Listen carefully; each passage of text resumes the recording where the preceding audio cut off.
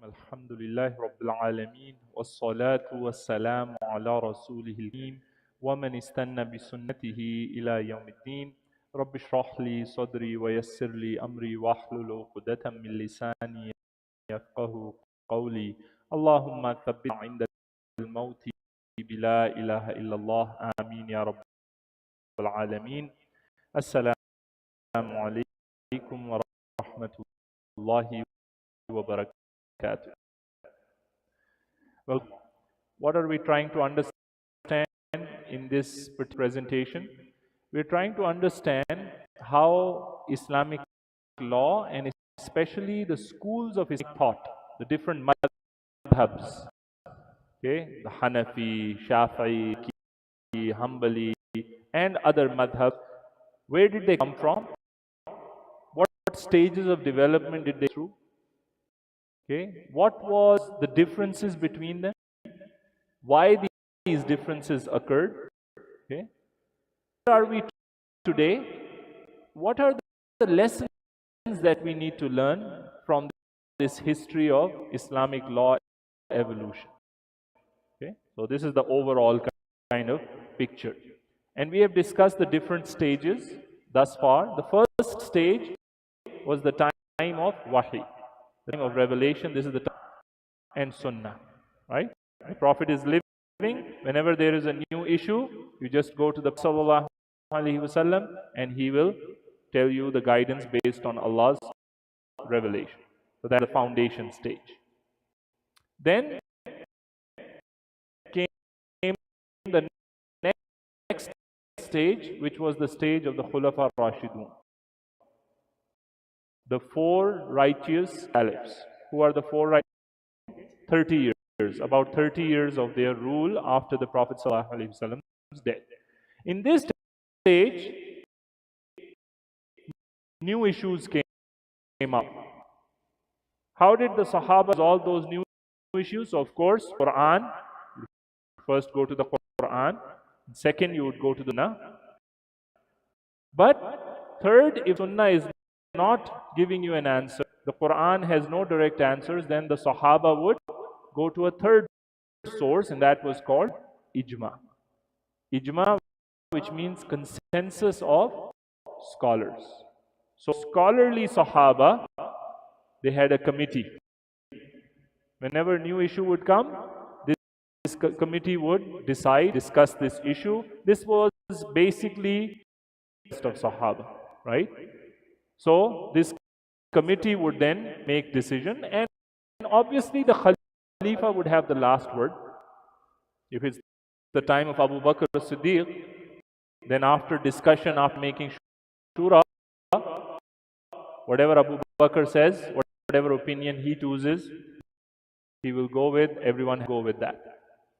Umar ibn al-Khattab, when he came into rule, once again the committee is there, but at the end of the day, it will be his choice based on different opinions. Of course, if it's in Quran, there is no discussion, right? We're talking about issues which were new, which are not directly addressed by the revelation. So there's the second stage, the stage of the Khulafa Rashidun, Banu Umayyah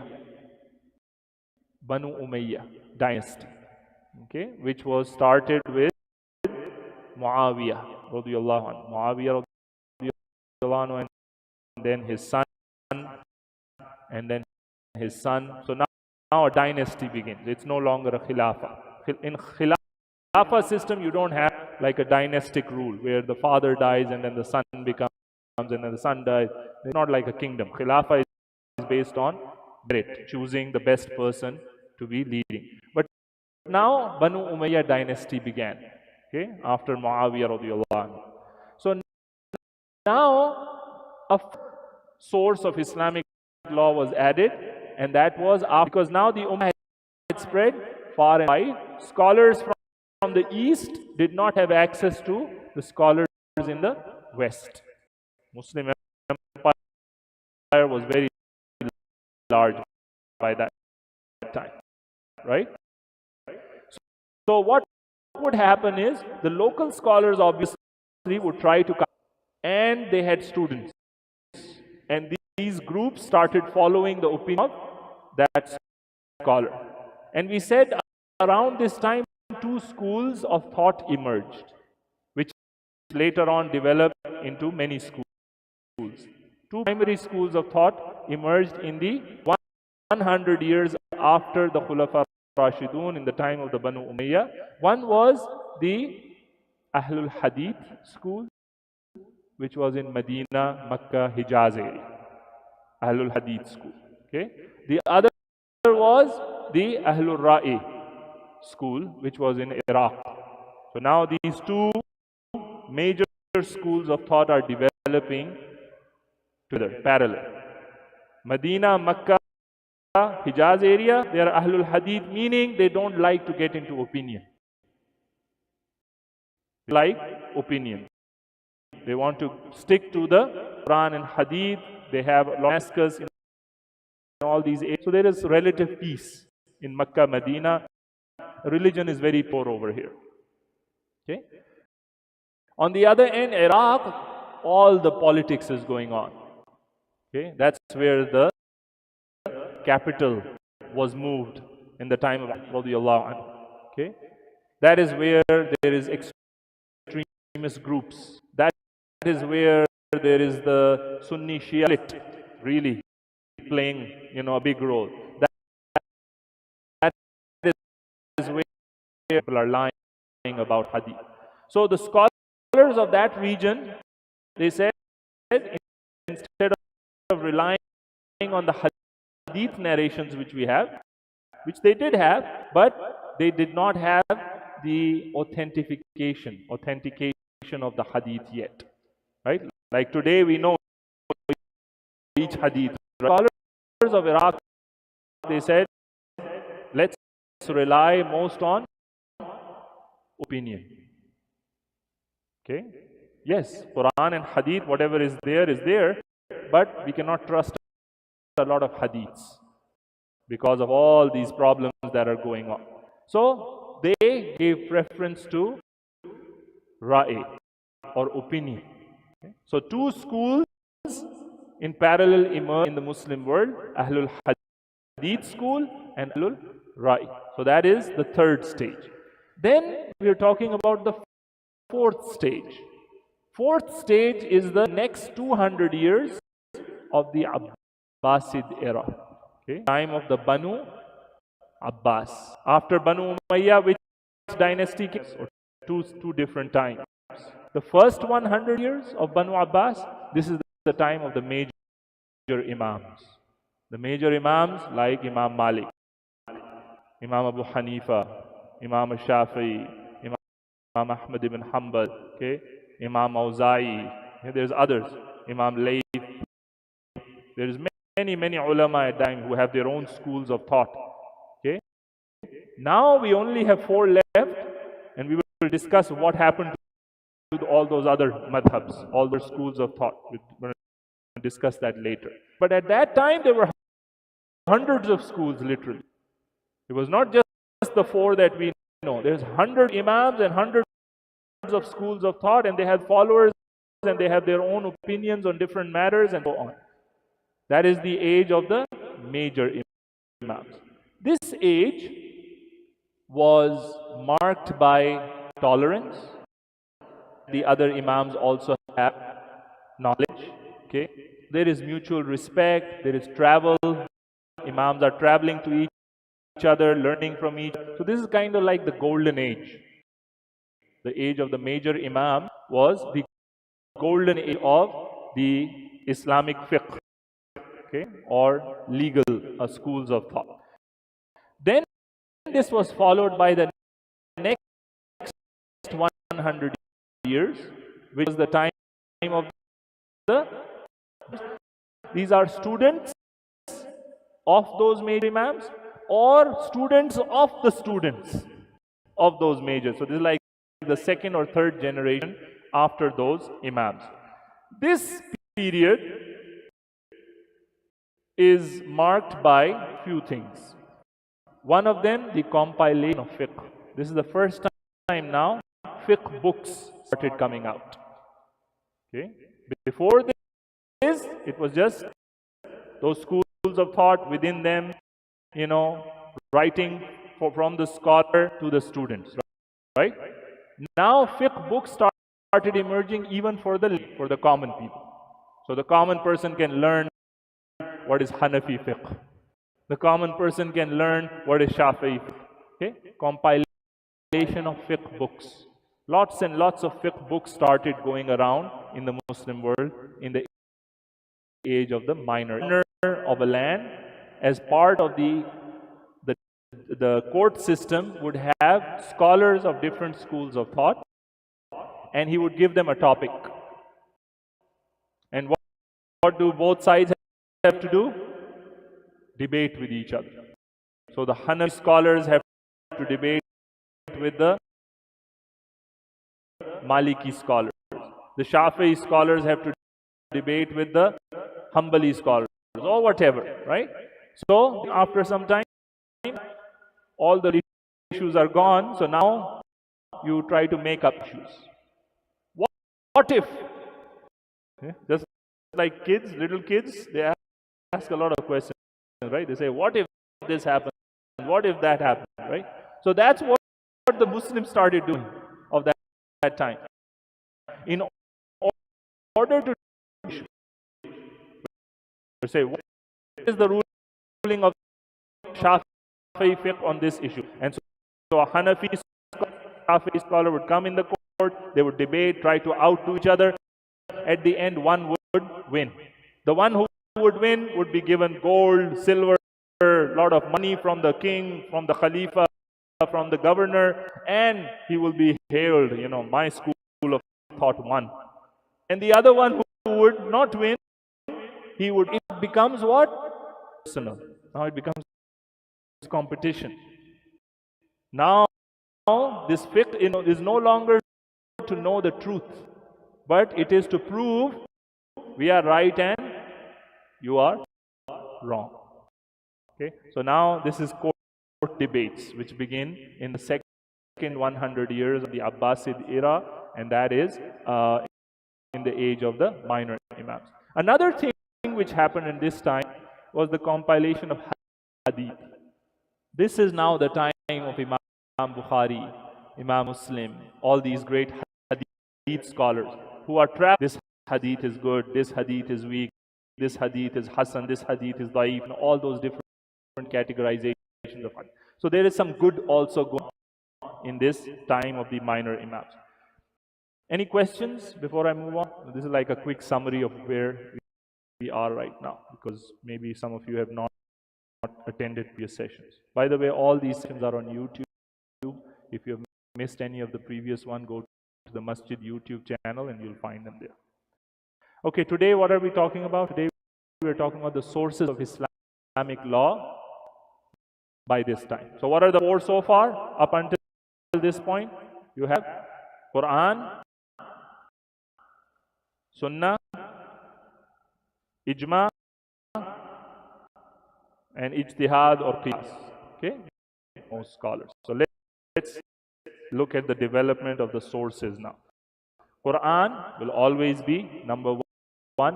The first thing you go to is the Book of Allah whenever you want to find an answer to something. Number two, Sunnah, the Prophet ﷺ's life, because that explains the Quran. It gives us understanding and interpretation of the Quran. The third one was the opinions of Sahaba.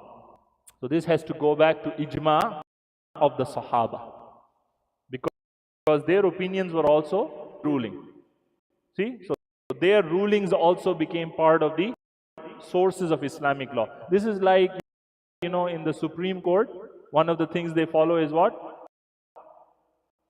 The previous rulings, right? So the lawyers, when they are debating each other, what do they say?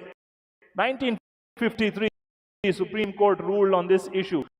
Our issue is the same issue, so it has to have the same ruling, right? Without what Umar ruled, or what we should go with what the Khulafa ruled. Number four was Qiyas. Okay, now you see, Ijma is not there in this list. Okay, why do you think ijma is not there? I mentioned the reason slightly in passing. I mentioned to you. For ijma, what do you need? What are the things need? For the scholars to this was very difficult.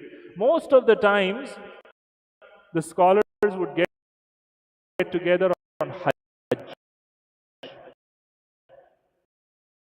Hajj was the way, so scholars from Iraq are coming, scholars from general, it was not possible. Obviously, there's no Skype, there is no internet, there is no Zoom, right?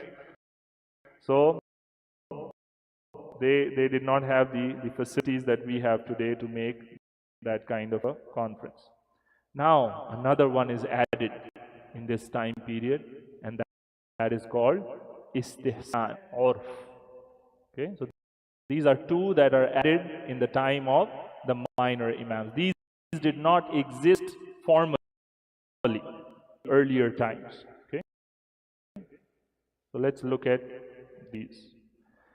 Quran, as we have said, the Quran was the first source of law, and its passages were accepted unanimously as being authentic. Has the Muslim Ummah ever disagreed on the Quran? Said this is the Quran and this is not the Quran? It has never happened. Okay?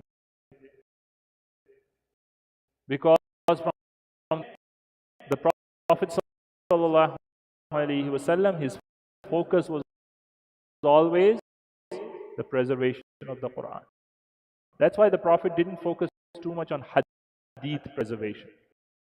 In his own lifetime, what was the focus for the Sahaba? Quran. Went to Abu Bakr and said, we need to write it down. Okay, so it was compiled, written down in the time of Abu Bakr radiallahu anhu. Then it was standardized the time of Uthman. Okay, in the time of Uthman, what happened was Islam had reached area. Give you a Quran without dots. How would you read it? Would you know how to read it? Subhanallah. Even if you're an Arab, you cannot do it now. It's very difficult for even an Arab to read Quran without the dots. So that's how the harakat were not there. Fatha, kasra, dhamma, all these tashkil. None of them were there. So what happened incorrectly? They started reciting the Quran in a wrong manner. So that's when Uthman ibn Affan, he collected all the copies, he burnt all the other Qurans which had different writings in, with obviously the dots added later and the harakat added later and so on. However, there were some differences of opinion in the interpretation. So that's where the differences were, right? Muslim scholars, they never differed on scholars would take the same verse in a different way. So that's where differences of opinion were always there between the scholars. Hadiths of the Prophet ﷺ were next in importance. However, scholars of their acceptance and application set various conditions. Okay? So hadith, as I said, up until this point had not authenticated, meaning formally authenticated. It's not like individual scholars did not know. The chains of narrations were there. They were passed, put this chain in this category, this chain in that category. Why? Because the early hadith scholars watch everything. We will collect good, we will collect wrong, da'if hadith, good hadith, bad hadith. Let's get all the information first.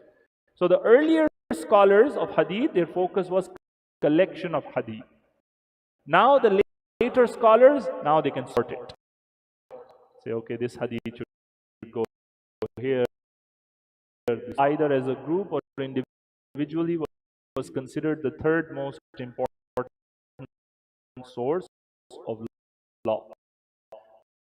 Which one would take precedence? Opinion of the Sahaba, collective opinion, or individual opinion of different Sahaba? Pretty strong. But if you cannot get that, then you start looking. What did Ali say? What did Aisha say? What did Abu Bakr say? What did Uthman say? And then you start looking at the various opinions and their merits. This source was divided into ijma. So that's where ijma was. Ijma of the Sahaba, personal opinion. So both of them became sources of law. The ijma of the Sahaba, very strong source, but also the individual opinions on different issues. Imagine you have an issue where you have the opinion of Aisha radiallahu anha, and then you have the opinion of Imam so and so. Which one would you give preference to? Aisha radiallahu anha, because she has authority, right? She is level of Aisha. Never reached the level of Huraira, never reached the level of Umar ibn Khattab. So, individual Sahabi on an issue, they would give that preference over Qiyas, ijtihad based on evidence found either in the Quran, the Sunnah, or Ijma was the next in order of importance. So can somebody explain to us what is ijtihad? We hear this word a lot. What is ijtihad? How would a scholar do ijtihad?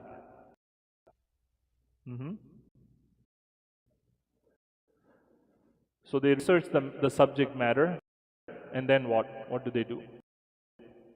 Because remember, if it is in the Quran and Sunnah, you don't need research. All you need to do is just go to that ayah, go to that hadith, and that's your answer. What does the scholar do in ijtihad? They will only do ijtihad if the answer is not there in the Quran and the Sunnah. So what are they really researching? What are they really doing? Yes, meant. So interpretation, you mean interpretation of certain texts. Okay. What else? So yeah, you're right. Interpretation of certain texts would be ijtihad, an effort. Anyone else here? Sisters? Ijtihad? What do you have to do to make ijtihad? What does a scholar? Mujtahid?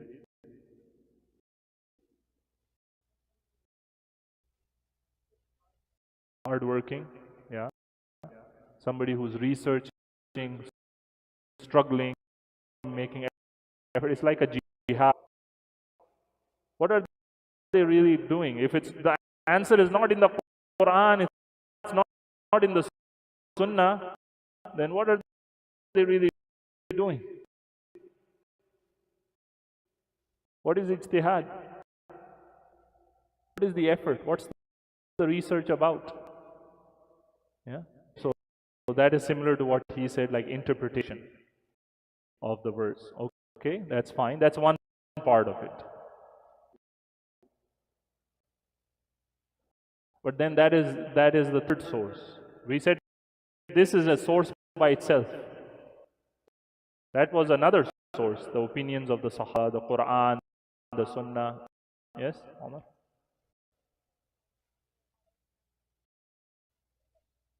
Okay.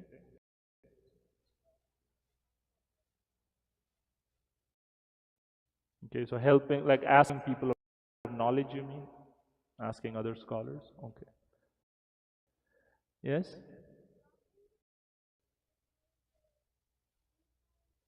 Google that.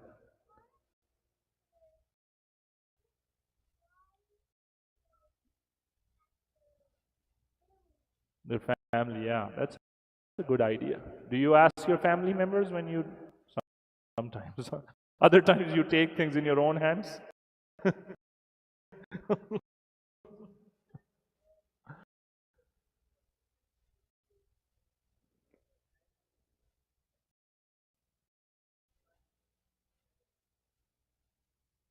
Yeah, so you guys are close. So what an alim will do in the case there is a new issue and there is no direct evidence from the other sources? Yes, sister? Mhm.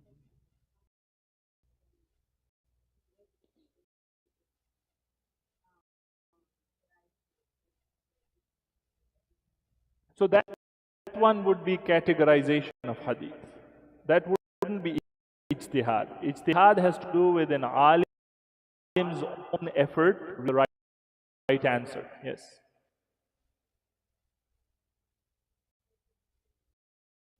Yes, that's what it is. Analytical or deductive reasoning. Can you explain those a little bit more? What is analytical or deductive reasoning?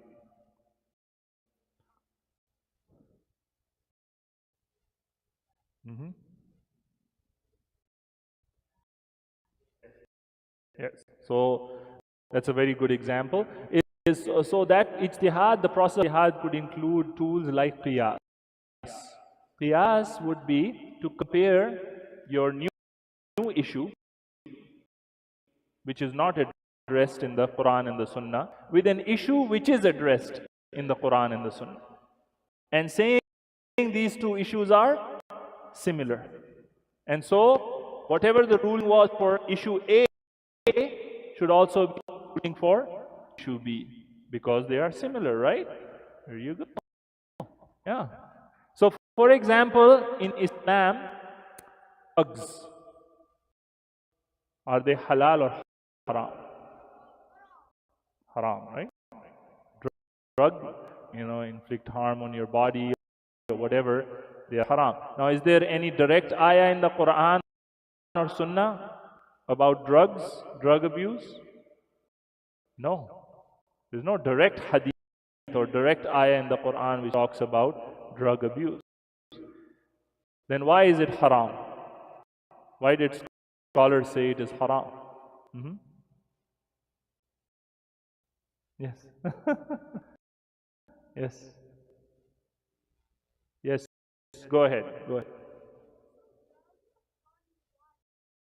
And harm body. Yes. You're right. You're very intelligent, mashallah. Anything which will harm your view. Okay. So your ability to differentiate between right and wrong, right? So the scholars, they say in the Quran, Allah subhanahu wa ta'ala has clear men are talking about. It takes away your ability to think, to go to reasoning, to make right and wrong decisions. So they say anything then which would do the same to your body would also have to be forbidden. So even though there is no direct ayah in the Quran and the Sunnah, but this is thing forbidden. Smoking. Why is smoking forbidden in Islam? Haram. Yes? It harms your body. Yeah, and what does Allah say in the Quran? وَلَا تَقْتُلُوا أَنفُسَكُمْ. Yes. It's haram, yeah. It is, you are right. So what happened with smoking was, when there was not a lot of medical research on this, the earlier scholars, if you go back to early scholars, when cigarettes were introduced in the Muslim world, or forms of smoking was introduced in the Muslim world, what was the earlier ruling? Disliked, but not haram. What did they base this ruling on? They said, because when you smoke, it's bad smell. Your mouth gives bad smell. Those around you will be affected by bad, and bad smell is not haram, right? It is disliked. Is disliked. So they gave the ruling it is makruh.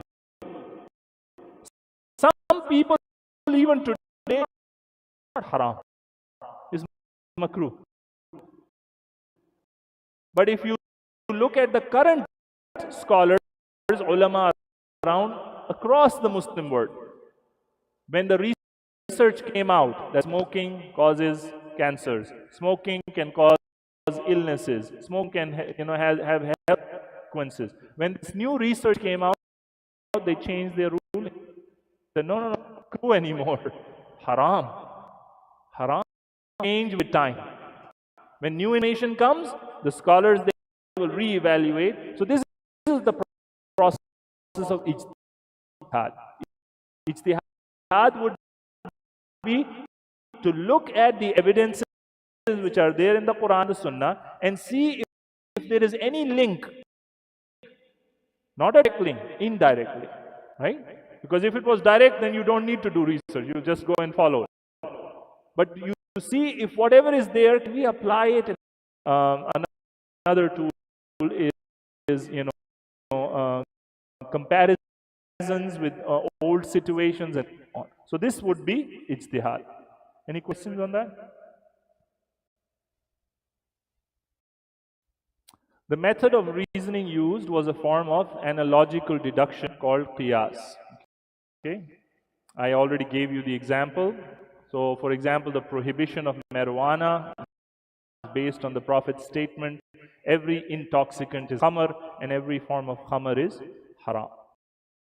Okay. Now, is something interesting about this hadith. This hadith was not available to Imam Abu Hanifa. In his time, this hadith had not reached him. Okay? So, can you imagine Imam Abu Hanifa thought that certain kind of alcohol is okay, you can drink it. He's such a great alim of his time. But he made the mistake. Why did he make the mistake? Because this hadith was not available to him.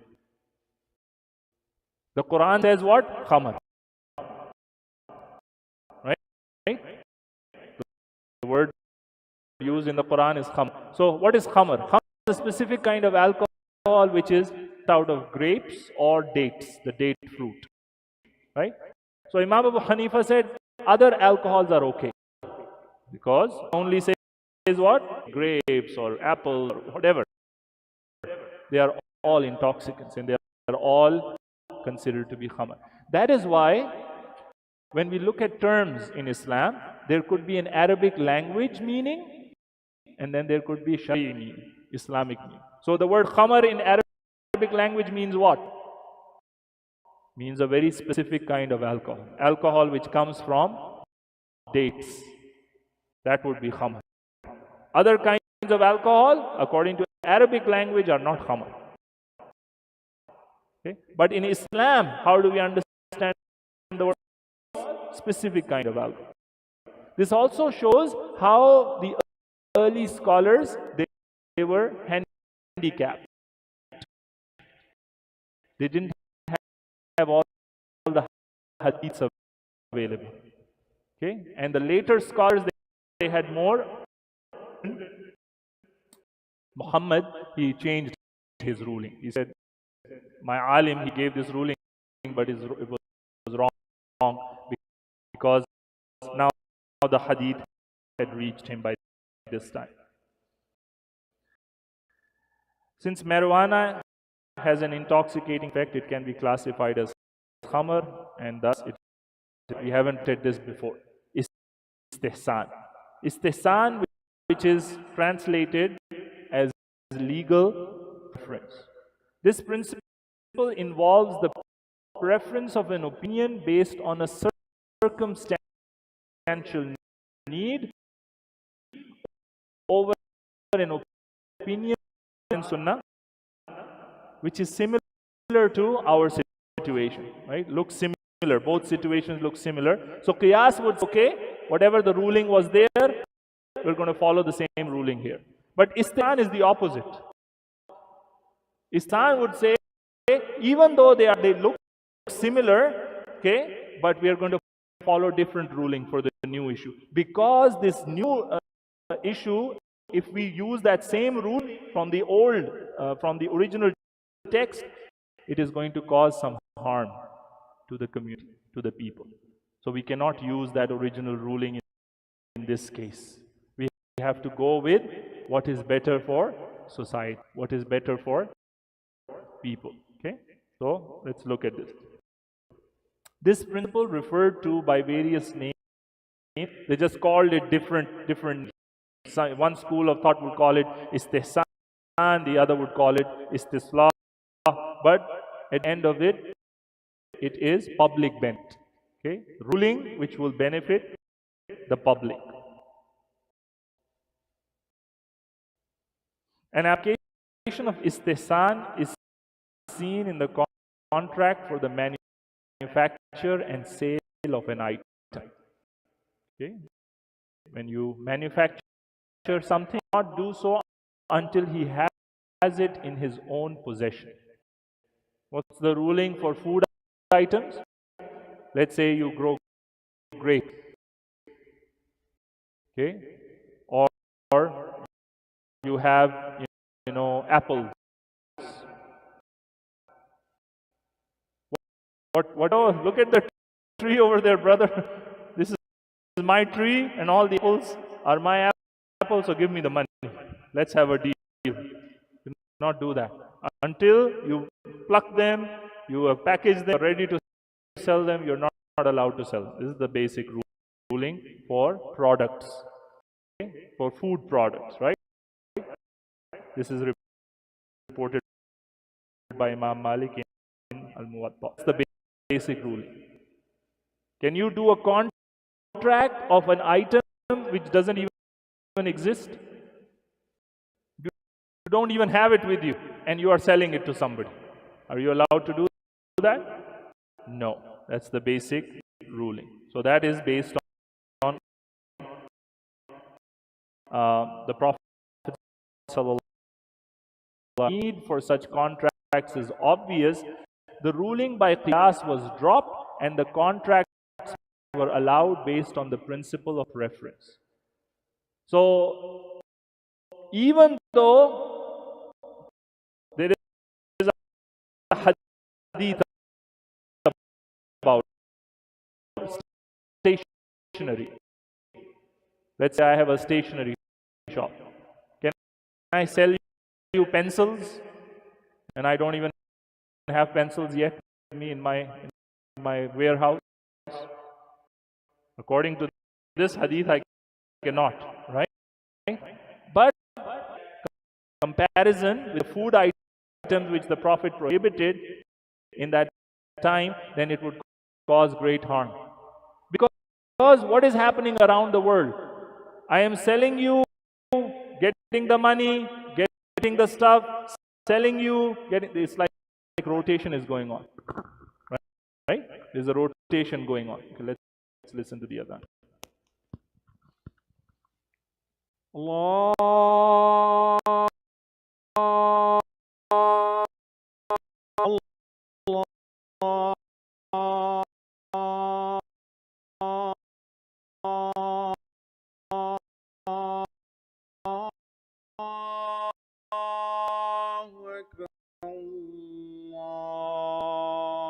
Akbar.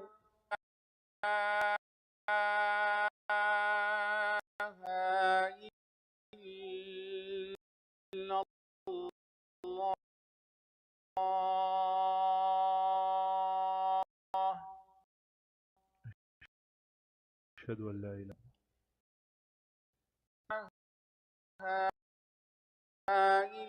إلا الله.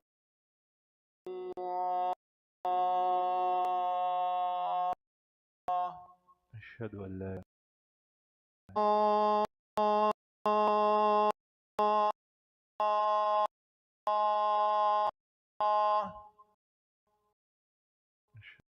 أشهد أن محمد رسول الله.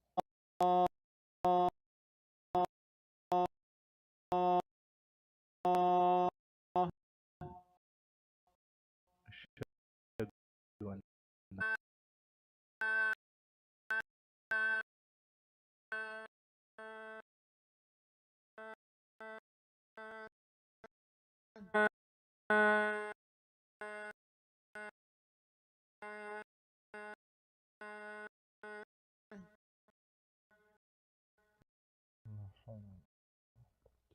حي على الفلاح، حي على الفلاح.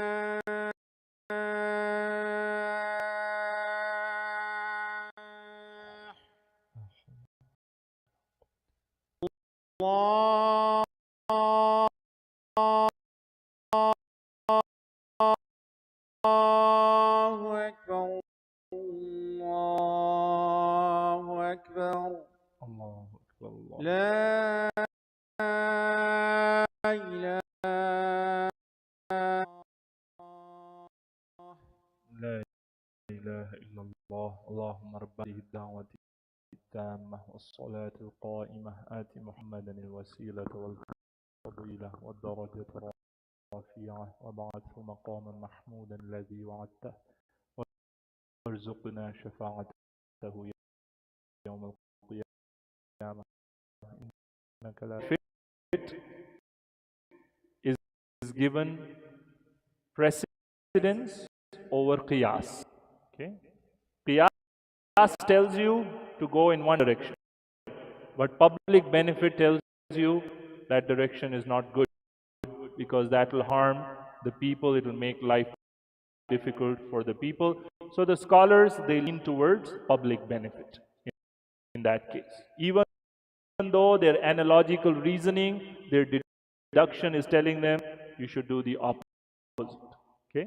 So here one thing should be clear, similar is there in the hadith. And so you can compare the two situations and you can follow that ruling. But you say now, these companies that make fighter planes,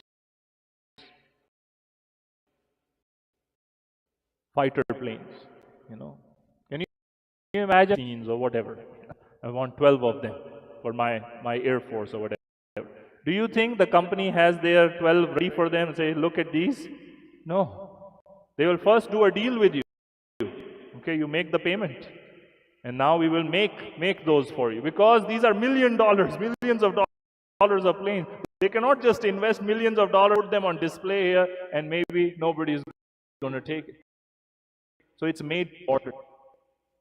If we follow the IAS process, these companies will be, shut down. They will not be able to do business anymore. Okay. Some people have very feet, and their shoes have to be made on order. Right? Those shoes are not made ready. You have to please make a special shoe for me. The point is not every place you will follow the rule. Yes, that's what the ulama is saying. Some place to see if that is going to cause, they would people to make life hard, make life easy. And if a ruling is going to be difficult and is going to block their means of sustenance, block their means of living, then that ruling cannot be from the Sharia. Sharia is always going to provide ways for people to. So we're talking about needs here, not talking about wants. See, this is the difference. Some of us, we also use this ruling for wants. I want to have this thing, so it's allow me. No, we're not talking about wants. Talk about things that you need to survive. Those are the areas where the Sharia will be flexible with the rulings. And Allahu Alam. So, any questions on istihsan or istislah? Is it clear? Yes, brother?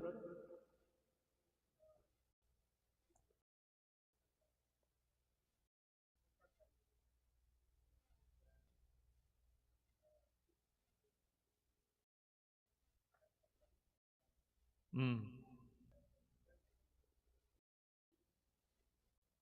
Mm-hmm. Yes. Yes. If it is any of those food items which are directly mentioned in the hadith, then you cannot do that. The dates, the barley, there are specific items mentioned in the hadith. For the other items, using this law, the Islamic scholars allow that. Many of them will allow it based on this is the way things are done in that industry. If we follow the qiyas methodology, it will cause unnecessary harm to them.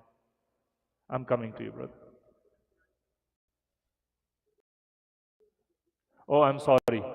The brother is asked a question about certain companies who have contract with the farmers, and the contract is they're going to provide them with certain things like chemicals, fertilizers, whatever, in return for food items. Okay, and they have the contract that if those items, food items, are not covered by the hadith, then they would go in the category of comparison, right? And so in that case, istislah or istihsan, many scholars would go that way and allow that to happen. And Allahu Akbar. Okay? Inshallah. Any other questions on this? Okay. So 5, right? 5 sources of Islamic law. Quran, Sunnah, Sahaba, Ijma of Sahaba, and then Qiyas or Ijtihad of individual scholars. And then the 5th one we said Istihsan or Istihsan, which has to do with public benefit. Okay? The last one, another one which was recognized by many schools of thought, was urf or custom. We can also call it culture, the culture of the land you live in. So even that can be used as a source of Islamic law.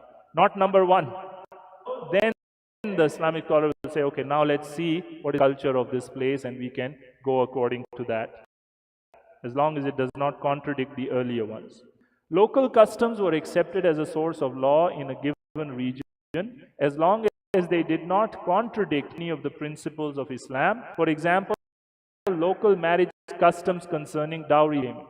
Now, when many people get married, have you heard the term mu'akhar and mu'ajjal?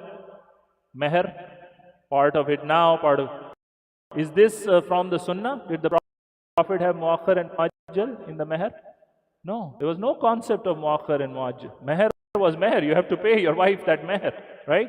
But in many cultures what happened is, there was this system adopted based on local customs that part of the meher will be paid right now at the time of the kitab, at the time of the nikah. Part of it will be paid if X and Y happens. For example, if divorce happens, or within 10 years, or 10 years, or whatever. So Islamic scholars looked at that and said, this does not go against the Sunnah. Her wali agrees to it, then they said it is culture, it is okay. So this can be adopted. There is no problem. In this case, culture could be adopted. The dowry meher, according to Islamic law, must be agreed upon as part of the marriage contract, but it has no set time to be paid. It is the custom, for example, Egyptians as well as others, that a portion of it is called muqaddam, must be paid before the marriage ceremony, while the remainder, called mu'akhar, is only required to be paid in case of death or divorce, according to whichever comes first. Okay? So that is an example of urf, which was adopted by Islamic scholars. Another example of urf can be seen in rental customs. Islam law does not require the payment of a price until the thing being sold has been delivered completely. This is another basic law in Islam, right? That you don't have to pay unless you have received what you are paying for. That's the basic law. However, it is the accepted custom that rent is paid before the rented place or object has been used for the agreed time. Do you pay your rent on the first? Not even started living in that house, you have to pay deposit, you have to pay rent. You have not used the service yet. So this is custom. Because if this is not followed, what might happen? A person might live in the house for the whole month, and then 30th, they pack their bags and they're gone. So that might cause harm to the owner of the house or that particular. So rental contracts would also be under urf or custom in many cases. Although this process of organization and classification was, for the most part, positive development, nevertheless, when coupled with the prevailing trends towards factionalism, it served to further widen the gaps between the madhabs. So this is the problem with this one. Even though the early scholars, they allowed this urf to make life easy for the people. People are used to a culture, so let them be happy with their culture as long as it doesn't go against Islam. But over time, what happened? These became so strong. This number 6 became so strong that there was factionalism, division. Oh, we do it like this. Another example comes to my mind related to urf, dress. We know in Islam, the men and women not dress like each other, right? That we talked about it when we were talking about gender roles, right? Skirt. Are men allowed to wear skirts in Islam? We're talking about the women's skirts that women wear. Okay? Not allowed to wear. But if you live in Yemen, are you allowed to wear a skirt? Yes. Why? Because in Yemen, that is part of the dress of the men. It's like a long skirt. In other cultures also they have similar. Scotland, you seen the Pied Piper? What is he wearing? In Scotland, again, the dress code for men included a skirt. So this culture for 100 years, that's it. In another place, that would be a problem. So this is a ruling based on where you live. In some places, it is part of the culture for men to do it this way, women do it a different. Then you go and you are allowed to do that because that is urf, that is what people are used to. Yes.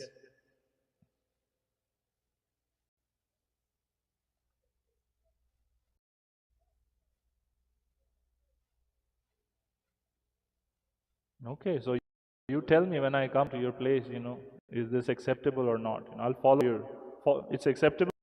Okay, alhamdulillah, alhamdulillah. So yeah, you have to follow, the urf, as long as it does not go against Islam. Thus, we find slight variations in the terminology given to the same principle that led to friction and opposition.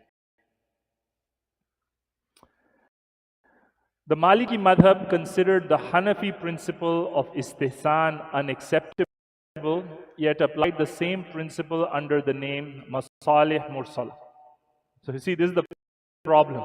This is now later scholars. We're not talking about Imam Malik and Imam Abu Hanifa. Later scholars, when there is divisions, there is tensions between. So what is the Maliki scholar saying? Hanafis, they use this. So they're both doing the same thing, but they have different names for the same thing. And there is tension between the Hanafi and Maliki scholars of later times because of this. While the Shafi madhab rejected both of these and applied the same concept, istihsab, which is a different name for the same. So the Shafi said the Malikis and Hanafis are wrong. They cannot use this. And they themselves are using it under a different title, istishab. So this is the problem which happened in the later period. Any questions on the 6 sources of Islamic law by the time of the minor Imams? Okay. Yes, you have a question?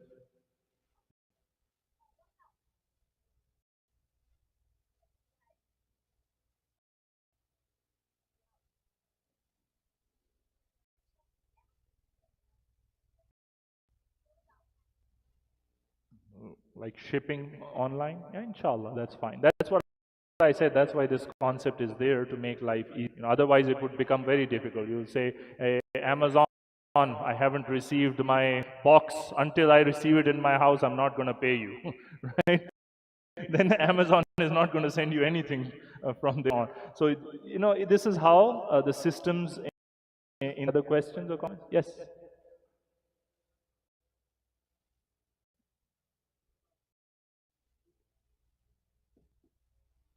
So jewelry, once again, I don't know if there is any cultures around the world where men wear jewelry. I don't know. Do you know? Is there a specific culture you're talking about?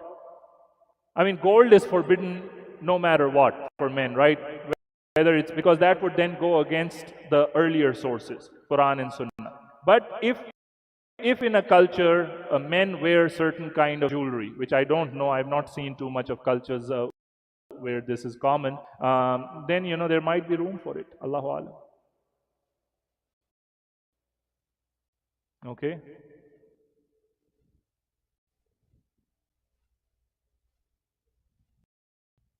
Yeah, but it is not the culture where it is common that every man. See, I'm talking about cultures where it's predominantly the culture that most of the men will wear that skirt, or most of the men, will wear certain. But this one is, you don't find most people out there wearing it. It's actually, then it would qualify as a problem because primarily women who do it, and then men are trying to imitate that, and that would be an issue. Allahu Alam. Yeah. Yes.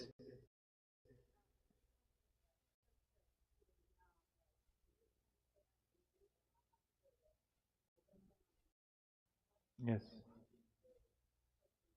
Yes. Okay. Before he does that. Yeah. So every culture has their own understanding, and the sister is saying, in her country, the mu'akhar, the deferred payment of meher is paid when the husband takes a second wife. So when he gets married to somebody else, then he has to pay the first wife that part of the meher. Yeah. Any other questions or comments? Okay. Yes.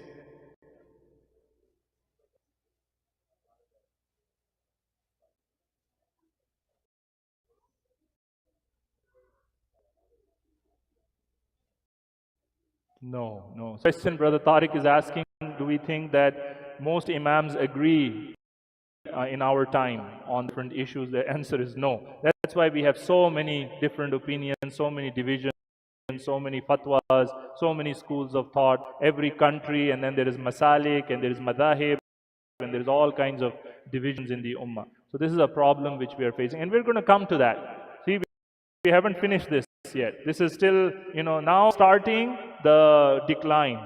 We have reached the golden age of Islamic law, the good part. Now we will see how it goes down until our time, inshallah, in the coming session. Okay, let's go over a quick summary of this stage 4. Okay, what happened in this stage of flowering? Fiqh took on a definite shape as an independent Islam. This time what happened? It was joined with the other sciences. It's part of the Quran, part of the Hadith, part of the other sciences. But now it is taking its own shape. The many madhabs which had appeared in the latter part of the Umayyad period. Okay, can we do this later, brothers and sisters, so that we're done? Yeah, I know, but this is causing disturbance. So let's sit down. Let's finish first, and then inshallah we'll get Jazakumullah khair. The many madhabs which had appeared in the latter part of the Umayyad period flourished, and the centers of learning increased throughout the Abbasid state due to state patronage. So this is another thing we discussed. Under the Abbasid, especially the first 100, 200 years of the Abbasid era, there was state-sponsored schools of thought. The state was pouring in money, building schools, building buildings, giving salaries. There was a lot of patronage. There was a lot of help, financial help given to the different schools of thought. For the first time, the fiqh of the various madhabs was successfully compiled on a large and systematic scale. So this is the time now books start coming out. This is Hafi madhab, this is Shafi'i madhab, this is Maliki madhab. So compilation of fiqh started happen on fundamental principles of fiqh, which is the root of fiqh, and then fu, which are the branches. Okay, so the scholars, they identified these are the fundamentals and these are the branches, secondary issues. The Sunnah in its entirety was also collected and recorded in books of Hadith by the end of this stage. So this also is the very good time for Hadith literature. Okay, Hadith compilation, all the authentic books of Hadith came out in this stage as well. During the first half of this period, the madhabs, under the guidance of their founders, continued to experience a great deal of mutual exchange of ideas. However, under the second generation of students, there was a trend towards rigidity and a breaking down of flexibility. So the early scholars, great Imams, and their immediate students were flexible with each other. Okay, they understood that this is not about us right and you being wrong. This is not a competition going on. It's about trying to understand the deen. But the later scholars, second, third generation, they started competing with each other for worldly benefits, trying to show that we are right and you're wrong. Okay. Any questions here before we dig into the cookies? Any questions? All right, if there's no questions or comments, we'll stop here. Inshallah, we'll continue with more next time. سبحانك اللهم وبحمدك أشهد أن لا إله إلا أنت نستغفرك ونتوب إليك جزاكم الله خيرا والسلام عليكم ورحمة الله وبركاته.